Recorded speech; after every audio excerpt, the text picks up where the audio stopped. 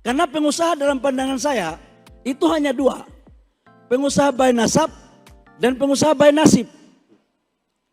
Yang kita butuh adalah by design. Biar tidak kalah dari Prof. Yusril yang Prof. Kan? Jadi agak sedikit akademik. Nah, karena itu jangan kita pertentangkan antara by nasab dan by nasib. Karena by design itu yang kita butuh adalah gabungan daripada by nasab dan by nasib. Seperti apakah mereka itu? Yang pertama harus punya daya juang yang tinggi.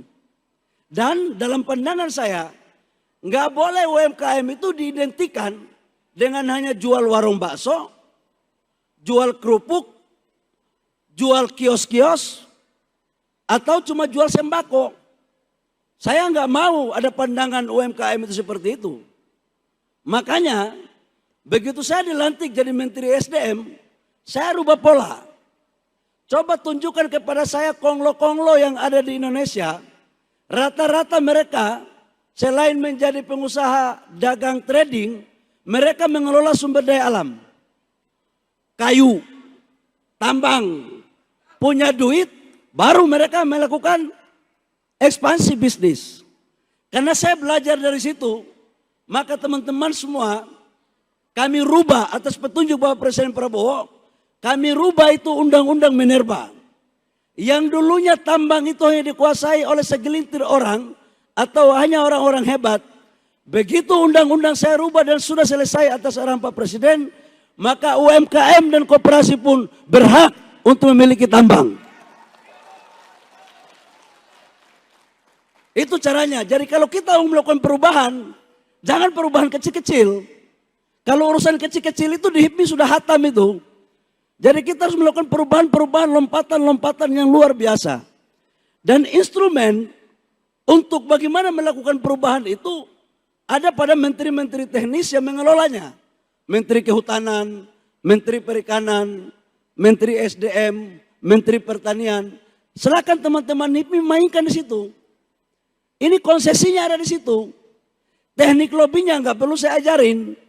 Karena kalian pasti mengolah dari pagi sampai malam gitu.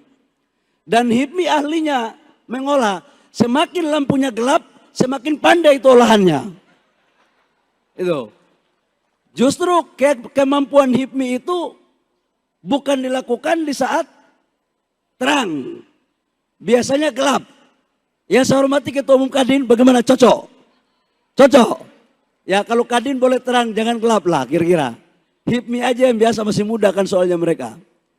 Nah, kaitannya dengan itu, saya menawarkan kepada Pak Menteri Koperasi, Menteri UMKM. Segera inventarisir, mana UMKM yang paten, sebentar lagi PP udah mau selesai. Ya, PP tambang sebentar lagi selesai. Kalau Menteri SDM itu ngomong konsep iya tapi juga harus eksekusi. Jangan cuma omong-omong gak ada eksekusi, berat nanti. Nah silakan cari UMKM yang bagus, yang layak untuk kita kasih prioritas tambang untuk di daerah-daerah. Ini. Jadi kalau tambang jangan kalian kredit, nggak boleh. Kalau bagian kredit itu nanti di bagian koperasi, kita harus bedakan.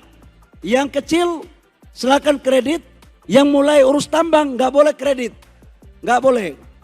Kita hanya kasih kepada pengusaha yang sudah profesional. Jadi jangan sampai gadekan lagi iup tambang.